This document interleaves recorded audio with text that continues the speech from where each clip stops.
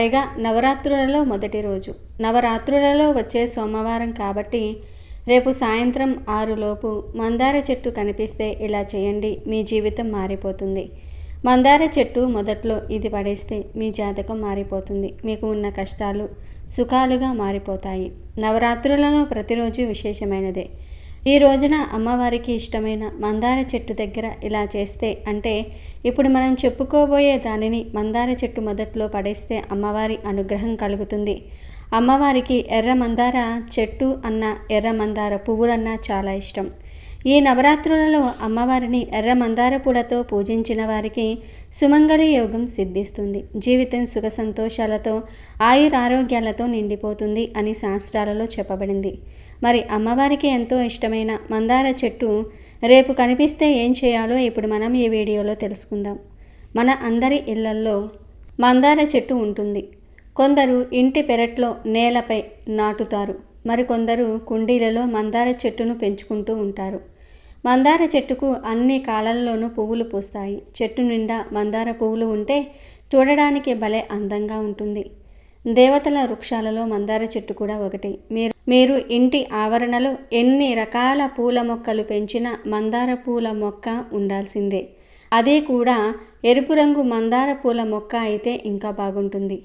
ఇంటికి శ్రేయస్సును ఇస్తుంది, మన జీవితాలను మారుస్తుంది. మందార చెట్టుకు మనకు ఉన్న జాతక దోషాలను తొలగించే శక్తి ఉంది. అంతేకాదు వాస్తు దోషాలను తొలగించే శక్తి కూడా ఉంది.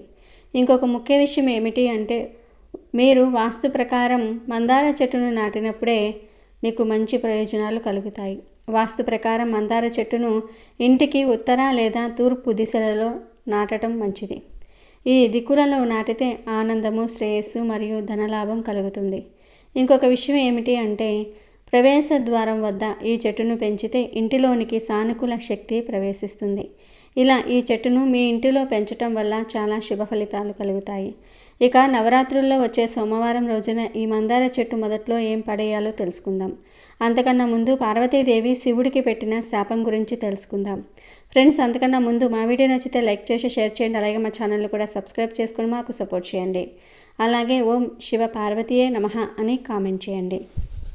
కైలాసంలో శివుడు తపస్సు చేసుకుంటూ ఉంటాడు. ఇంతలో ఒక సాధువు కైలాసానికి వచ్చి తపస్సు చేస్తున్న శివుణ్ణి చూస్తాడు. ఆ సాధువు శివునితో, పాహిమాం పాహిమాం ప్రభు, కాపాడండి, రక్షించండి, నేను నా ఊరు చాలా పెద్ద కష్టంలో ఉన్నాం, దయచేసి కళ్ళు తెరవండి స్వామి అని వేడుకుంటాడు. ఆ సాధువు ఎంత ప్రయత్నించినా శివుడు మాత్రం ధ్యానం నుండి లేవడు. పాపం ఆ సాధువు స్వామి పాదాల ముందు కూర్చొని ఏడవటం మొదలు పెడతాడు. ఆ ఏడుపు విని పార్వతీదేవి అక్కడికి వస్తుంది. అరే, ఎవరు మీరు? ఎందుకు ఇలా దుఃఖిస్తున్నారు? ఏమిటి మీ దుఃఖానికి కారణం అని అడుగుతుంది. ఆ సాధువు, నా పేరు కార్యముఖుడు, నేను భూలోకంలో నుండి వచ్చాను. భూలోకంలో మా ఊరి పేరు విరాపురం. ఒక రాక్షసి మా ఊరిని పట్టి పీడిస్తుంది. ఆ పీడను తప్పించమని అడగటం కోసం ఇలా వచ్చాను. కానీ స్వామి నా మొరను వినటం లేదు అని చెప్తాడు. వెంటనే పార్వతీదేవి, స్వామి ఇకనైనా లేవండి, భూలోకవాసులకు మీ అవసరం ఉంది, లేవండి స్వామి అని శివుణ్ణి మేలుకొల్పడానికి ప్రయత్నిస్తుంది. కానీ శివుని నుండి మాత్రం ఎటువంటి కదలిక ఉండదు. ఇంతలో పార్వతీదేవికి కోపం వస్తుంది. ఉగ్రరూపం దాల్చి దుర్గాదేవిలా మారిపోతుంది. ఆ శబ్దానికి వినాయకుడు, కార్తికేయుడు అక్కడికి వస్తారు. దుర్గాదేవి ఉగ్రరూపంలో, ఏమిటి ఈ అహంకారం?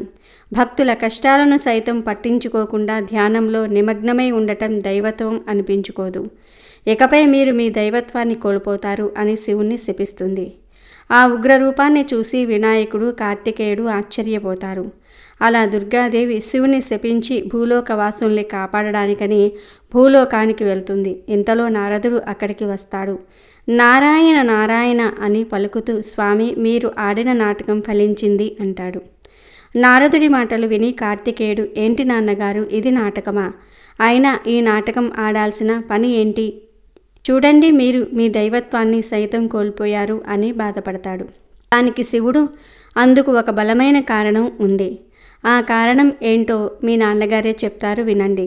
భూలోకంలో సంచరిస్తున్న రాక్షసి ఒక వరాన్ని పొందింది.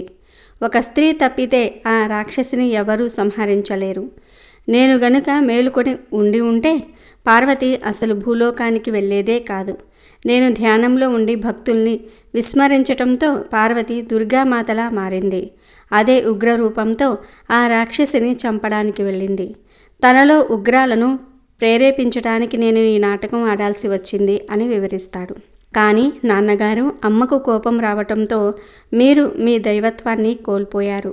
చూడండి, మీలో ఉండాల్సిన దైవకళ మొత్తం పోయింది అంటాడు వినాయకుడు. అవును నాన్నగారు, మేము మిమ్మల్ని ఇలా చూడలేకపోతున్నాం అని కార్తికేయుడు కూడా బాధపడతాడు.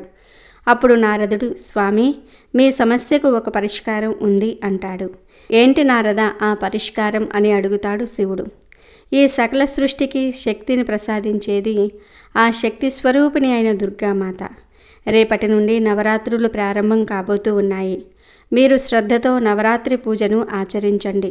తప్పకుండా ఆ తల్లి మీపై కరుణను చూపిస్తుంది. మీ శక్తిని మీకు తప్పక ప్రసాదిస్తుంది అని నారదుడు శివుడికి పరిష్కార మార్గాన్ని తెలియజేస్తాడు. ఇంతలో వినాయకుడికి ఒక సందేహం వస్తుంది. నవరాత్రులు అంటే ఏంటి? దుర్గామాతకు నవరాత్రి పూజకు అసలు ఏంటి సంబంధం? ఆ పూజ ఎలా చేస్తారు అని అడుగుతాడు నారదుడు.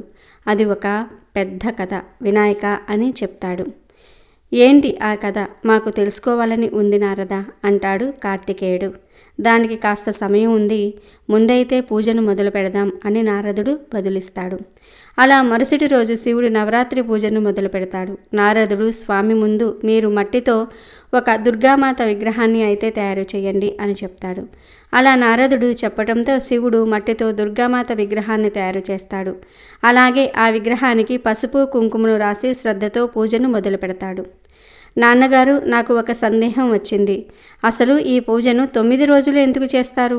9 రోజులు అసలు దుర్గాదేవిని ఎలా పూజించాలి అని అడుగుతాడు వినాయకుడు. దానికి శివుడు, ముందు ఈ నవరాత్రి పూజ వెనుక ఉన్న కారణం ఏంటో తెలియజేస్తాను. పూర్వం మహిషాసురుడు అనే ఒక రాక్షసుడు ఉండేవాడు. అతడు బ్రహ్మగారి కొరకు ఘోరమైన తపస్సు చేస్తాడు. అప్పుడు బ్రహ్మదేవుడు ప్రత్యక్షమై ఏం వరం కావాలో కోరుకోమని అంటారు.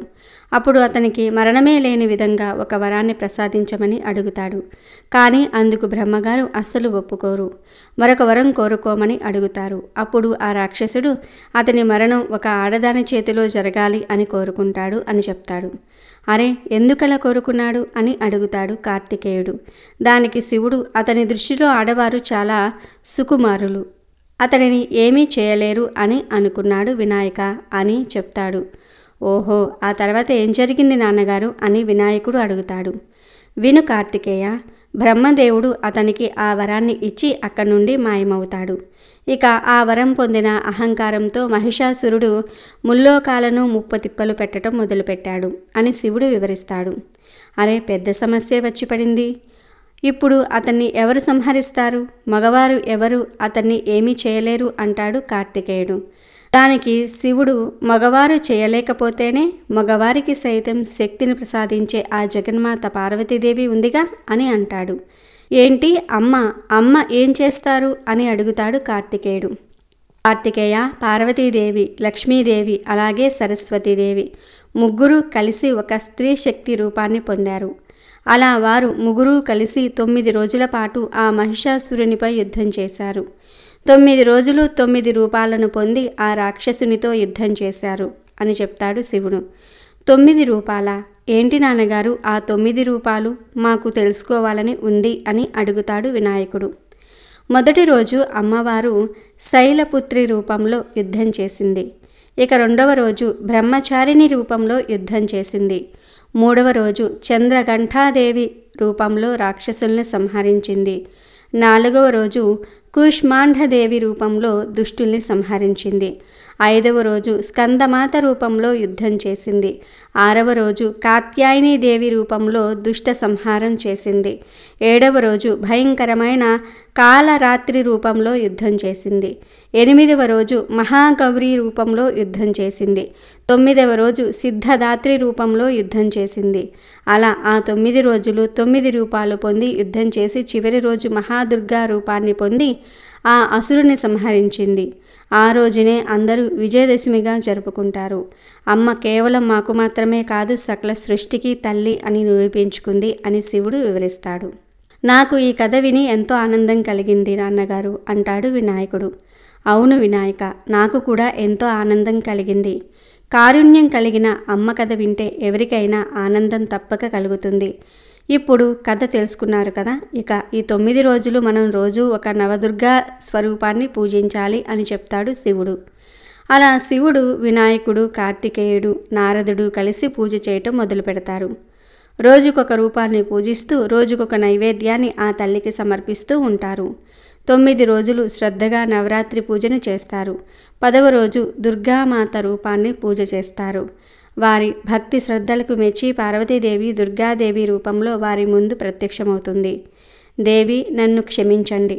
నేను కేవలం మీలో ఉద్రేకాన్ని పెంచటం కోసమే ఇలా చేశాను. దయచేసి నా శక్తుల్ని నాకు ప్రసాదించండి. నా దైవత్వాన్ని నాకు ప్రసాదించండి అని శివుడు వేడుకుంటాడు. నాకు మీ తపన అర్థమైంది. మీరు ఏ కారణంతో ఆ తప్పును చేశారో నాకు అర్థమైంది. మీరు ఏం చేసినా లోక కళ్యాణం కోసమే చేస్తారు. మీ శక్తులను మీకు తిరిగి ప్రసాదిస్తున్నాను. ఇలానే ఎవరైతే భక్తి శ్రద్ధలతో నవరాత్రి పూజ ఆచరిస్తారో వారిని నేను కంటికి రెప్పలా కాపాడుకుంటాను. వారి కోరికను నేను తప్పకుండా తీరుస్తాను అని దుర్గాదేవి అభయమిస్తుంది. అలా దుర్గాదేవి శివునికి తన శక్తులను తిరిగి ప్రసాదిస్తుంది. ధన్యవాదాలు దేవి. ఇకపై నేను ఎప్పుడూ భక్తుల్ని నిర్లక్ష్యం చేయను. ఎప్పుడో మహిషాసుర సంహారం అప్పుడు చూసిన మీ ఈ దుర్గా రూపాన్ని ఇప్పుడు చూడటం నాకు చాలా ఆనందంగా ఉంది తల్లి అంటాడు శివుడు. తల్లి, నాకు ఒక వరం కావాలి అంటాడు నారదుడు. ఏంటి నారద అది అని అడుగుతుంది దుర్గాదేవి. ఎవరైతే ఈ నవరాత్రి సమయంలో ఈ దుర్గాదేవి రూపాన్ని పూజించి నలుగురికి అన్నదానం చేస్తారో వారికి ఎప్పుడూ నువ్వు అండగా ఉండేలా ఒక వరాన్ని ప్రసాదించు తల్లి అని వేడుకుంటాడు. తదాస్తు అని దుర్గాదేవి అభయమిస్తుంది. అలా దుర్గమ్మ వారు అడిగిన కోరికలను తీరుస్తుంది. అలా కొంతసేపటికి దుర్గాదేవి పార్వతీదేవిలా మారిపోతుంది. అలా శివుడు దుర్గాదేవి ఆరాధన ద్వారా తన శక్తులను తిరిగి పొందాడు. ఇక వీడియోలోకి వస్తే రేపు సాయంత్రం 6 లోపు ఈ పరిహారం చేయాలి. ఎందుకంటే సాయంత్రం 6 దాటిన తర్వాత మొక్కల దగ్గరకు వెళ్ళటం, వాటిని తాకటం వంటివి చేయకూడదు. ఈ పరిహారం ఆడవారు మగవారు ఎవరైనా చేయవచ్చు. అలాగే మీ ఇంటిలో మందార మొక్క ఉంటేనే చేయండి. పక్కింటి వారి ఇంటి దగ్గర మందార చెట్టు ఉంది, అక్కడ చేస్తాం అంటే కుదరదు. అలా చేసినా ఫలితం ఉండదు. మీ ఇంటిలో పెంచుకునే మందార చెట్టు దగ్గరనే చేయండి. ఇక అసలు ఈ పరిహారం ఏంటి, ఎలా చేయాలో తెలుసుకుందాం. రేపు సాయంత్రం 4:30 లోపు ఇల్లు శుభ్రం చేసుకోండి. అమ్మవారిని పూజించండి. ఆ తర్వాత ఒక గ్లాస్ తీసుకోండి. అందులో స్వచ్ఛమైన నీరు పోయండి. అందులో 2 స్పూన్ల పాలు పోయండి. ఏ పాలైనా పర్వాలేదు, పచ్చి పాలు పోయండి. అందులో కొంచెం కుంకుమ వేయండి. ఆ తర్వాత వాటిల్లో కొన్ని ఆవాలు వేయండి. ఆవాలు ప్రతికూల శక్తులను, దిష్టి దోషాలను తొలగిస్తుంది. ఇక చివరిగా మసాలా దినుసులలో ఒకటైన జాపత్రి పువ్వు. జాపత్రి ఒక సుగంధ పువ్వు. దీనికి ధనాన్ని ఆకర్షించే శక్తి ఉంది. ఈ పరిహారంలో వాడే ప్రతి వస్తువుకు చాలా శక్తి ఉంది. నీరు మన జీవితానికి ఆధారం, పవిత్రతకు చిహ్నం. మనం చెప్పే మంత్రాలను, సంకల్పాలను నీరు గ్రహించి తనలో నిక్షిప్తం చేసుకుంటుంది. ఇక పాలు లక్ష్మీదేవికి ప్రీతికరమైనవి. పాలు తెల్లగా ఉంటాయి. తెలుపు రంగు శాంతికి ప్రతీక. పాలను ఈ పరిహారంలో ఉపయోగించటం వల్ల మీ ఇంటిలో శాంతి నెలకొంటుంది. మనసులోని ఆందోళనలు తొలగిపోతాయి. ఇంటిలోని వారందరికీ మనశ్శాంతి లభిస్తుంది. ఇక కుంకుమ సౌభాగ్యానికి చిహ్నం. అమ్మవారికి ప్రీతికరమైన వస్తువు. ఇది ఒక కోరికలను నెరవేరుస్తుంది. అమ్మవారి ఆశీర్వాదాలను మనపై, మన ఇంటిపై ఉండేలాగా చేస్తుంది. మనం నవరాత్రుల్లో వచ్చే సోమవారం నాడు ఈ పరిహారం చేస్తూ ఉన్నాం. అది కూడా సాయంత్రం పూజ చేస్తున్నాం. ఉదయం అలాగే ఇంటిలో అమ్మవారికి కుంకుమతో అర్చిస్తారు. ఈ కుంకుమను ఈ పరిహారంలో ఉపయోగించండి. ఇక ఆవాలు, జాపత్రి పువ్వు ఇవి 2 మీ ఆర్థిక సమస్యలను, దిష్టి దోషాలను తొలగిస్తాయి. మీ జీవితంలోని కష్టాలను తొలగిస్తాయి. వీటన్నిటినీ గ్లాస్ వాటర్లో వేసి అమ్మవారి దగ్గర ఉంచి సంకల్పం చెప్పుకోండి. అమ్మ, ఈ పరిహారం నేను నా సమస్యలు పోవాలని చేస్తున్నాను. నా ఈ కోరిక నెరవేరాలని చేస్తున్నాను అని చెప్పుకోండి. సంకల్పం తప్పకుండా చెప్పండి. ఆ తర్వాత ఆ గ్లాసును మీ ఇంటిలో పెరిగే మందార చెట్టు దగ్గరకు తీసుకుని వెళ్ళి ఆ చెట్టును అమ్మవారి స్వరూపంగా భావించండి. ఇప్పుడు ఆ నీటిని మందార చెట్టు మొదట్లో పోస్తూ, మా కష్టాలన్నీ ఈ నీటిలా భూమిలో కలిసిపోవాలి, మా జీవితం మారాలి, మా అప్పు సమస్యలన్నీ కూడా పోవాలి అని చెప్పుకోండి. ఆ నీటిని పోసేసి ఆ గ్లాసును ఇంటి బయటనే కడిగి ఇంటిలోకి తీసుకొని వెళ్ళండి. ఇలా నవరాత్రుల్లో వచ్చే సోమవారం రోజు మందార చెట్టు మొదట్లో వీటిని పోస్తే అమ్మవారి అనుగ్రహం కలిగి మీ జాతకం మారిపోతుంది. అద్భుతమైన ఫలితాలు వస్తాయి. కాబట్టి ప్రతి ఒక్కరూ ఈ పరిహారాన్ని చేయండి. శుభ ఫలితాలను పొందండి. అమ్మవారిని నిష్ఠగా పూజించి ఈ పరిహారాన్ని నమ్మకంతో చేసి సిరి సంపదలను పొందండి. ఆనందంగా జీవించండి.